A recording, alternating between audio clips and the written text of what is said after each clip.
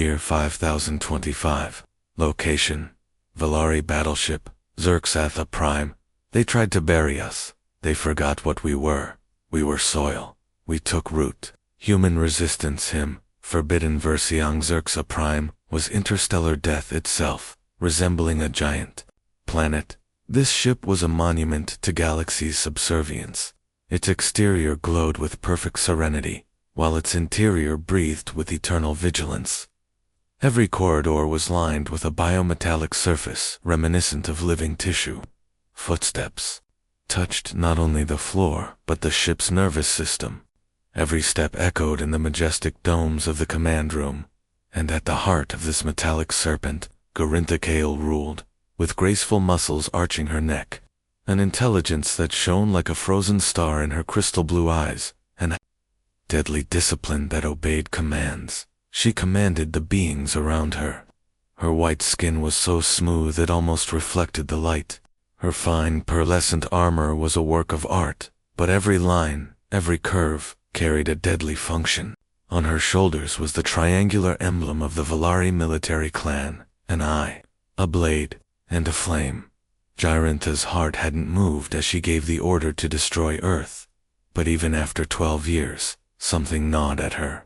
This silence, this absolute victory. Why did it feel so empty? In Xerxatha's outermost segments, deep within a complex network of maintenance tunnels, crawled 6 beings with human breath. Riven Thalos walked ahead of the group. In her hand, she held a nerve-scraping device reprogrammed to adapt to Valari biometric tissue. She opened the organismic panel at the edge of the tunnel, connecting to the living nerve fibers that resembled wires. We only have 3 seconds. If I slip, she'll notice us. Beside her stood Sarah Vaughn, a lean but agile woman. Her eyes were framed by her black tattoo. She carried codes that glowed in UV light, extending to the inside of her eyelids. She nodded. Silently, they had fooled the system. The ship recognized them as organismic maintenance drones. They had entered. They were on board. Even as she crawled through the tunnel, Sarah could feel the low vibrations emanating from the tattoos on her back. The tattoos were a reinvention of an ancient technology called Seagull. Nanofibers embedded in the veins exchanged signals with the skin, allowing encrypted communication only with individuals with similar tattoo systems. Since Sigil message incoming, have you reached the central cell? Riven Thalos confirmation code. Arda, 57. Is Garintha in place? Impression, cold but unstable. Syrah simply quirked her eyebrows to give the response code. The tattoo detected the microsignal in her facial muscles and transmitted it. We are inside. Stay in the shade. We are where the heart beats. Garintha stood alone in the center of the command room. Before her lay hundreds of stars, thousands of colonized planets, and a still and resolved silence.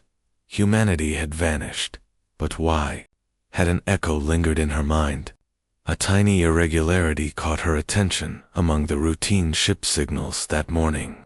The frequency pulsed on a channel that should have belonged solely to biological maintenance drones. But this vibration was so rhythmic. Valari engineering didn't like rhythm, but humans did. Kale bowed his head. He closed his eyes for a moment, and then he heard it. A pulse that wasn't a vein, coursing through a vein. He sighed. Are you testing me, universe? He murmured. Riven had been assigned to Garintha's private sector under the guise of a poorly constructed technical advisor, created to conceal her identity. Syrah was scattered throughout the lower segments with the others, each occupied with controlling a nerve, a terminal, a DEATHTRAP, and Riven was walking toward the monster. This was her first encounter with Garintha, her perfect alien beauty, almost divine to the human eye, yet a cold, artificial nightmare. But Riven wasn't afraid. She didn't look away. She didn't bow. She simply stared. Garintha regarded him for a moment. Then she bowed her head slightly. An advisor who doesn't speak. Interesting. A faint smile tugged at the corners of her lips. Riven whispered. Words, steel power, commander. It was a kind of arrogance Garintha had never heard, but it left a spark within her. That night, as the ship entered a low-energy cycle, Riven touched the tattoo on her wrist with her finger. It flickered. The code was sent. Garintha, under control. I'm approaching. Core station in Bay 3. Ready? 0 sound. 0 light. We will burn from within. Garintha Kale blocked everything that stimulated her eyes that night. Involuntary. Only. One voice echoed in his mind. Words steal from power. Valeris Protocol didn't like this. He condemned feelings. But this wasn't a feeling. It was like old music. Like a forgotten melody. People once sang ... a kind of song. Garintha Kale stood atop Zerxatha, Prime's highest tower. Stars and infinity filtered through the window, stretching into the depths of the galaxy, like shafts of light. But her eyes weren't outward, but deep, within the ship. Specifically, on the person who had recently captured her attention, Riven Thalos. She wasn't just an enemy prisoner, or a source of information. She was a riddle, as if she were trying to solve mental games. Every night, before falling asleep, Garintha thought over and over again, Riven's words, her actions, and her silence. Stealing power with words, ... This strange phrase echoed within her, like a kind of spiritual fire. It began to seep beneath her cold skin. Riven took her time revealing herself. Countless people lost their lives on Zerxatha Prime. Their stories, all perished in the arms of the enemy. She had to make a difference. Every word, every look, was a strategy to tear down Garintha's walls and ignite a spark in her cold heart. One evening after a mission, they unexpectedly met in Zerxatha's study. Garintha turned to Riven and asked in a cold voice, "Tell me your humanity's greatest weakness. What is it? Where do you come from?" Riven paused for a moment. Then she smiled. Weakness. Humanity's greatest strength is, in fact, its weakness, because we never give up hope. We rise again from every loss. You, however, mistake your victory for weakness. Garintha's eyes held a dim glimmer of interest, an expression she had rarely seen. The other human cells on the ship were sending messages to each other with their sensical tattoos. Waiting patiently, the other resistance members, who had been silent for some time, were ready for Riven's signal. Sira was at the center of this silent communication through the tattoos. The central cell has approved. The escape plan is gradually being implemented. Garintha is showing emotional cracks. This is our opportunity. One day, Garintha and Riven were alone in a closed room. The tension between them was almost palpable. Garintha looked deeply into Riven's eyes and asked, "Why are you touching me? Why are you so compassionate towards us?" Riven replied, "Because we are human, and compassion is our greatest weapon. By touching you, I am trying to understand you. This is the first step to winning the war." Garintha tilted her head slightly, and a small smile appeared on her lips in response. The coldness that had lingered for years within Garintha began to slowly crack. For the first time, she saw the warmth of a human being in his eyes. The first spark began to ignite in her own frozen heart. But this spark would also bring danger. Riven and Sira continued to organize the resistance through the tattoos, but the Valari's biometric systems were growing increasingly suspicious. The ship's AI was observing and analyzing the interactions between Riven and Garintha. They were constantly on guard. As night fell, the icy corridors of Zerxatha Prime echoed with the complex emotions felt by two very different beings, human and Valari, for each other. For Garintha, Riven was a new unknown. For Riven, melting Garintha's coldness was a duty, a passion, and this passion would be the spark of humanity's rebirth. Deep within Zerxatha Prime, within the silence of living metal, an invisible network of sorts was forged. Since these tattoos, humanity's last hope, were a nanotechnological marvel, they were not only invisible, They also formed an encrypted bridge between minds, creating an unencrypted link in communication. The electromagnetic waves emanating from Siri's black tattoo glowed like a star beam, carrying messages to the other cells. Connection has been established with the resistance fighters in sections 5 and 7. Activity has begun. The observers are uneasy. Riven pressed her hand lightly against the tattoo on her wrist. The hope rising within her was an irresistible force. This small tattoo was the spark of salvation for all of humanity. But behind every light lay a shadow. Valari spies hidden on Zerxatha Prime began analyzing the Sinsigal signals. One of them was Riven's most trusted resistance member, his name being Collar.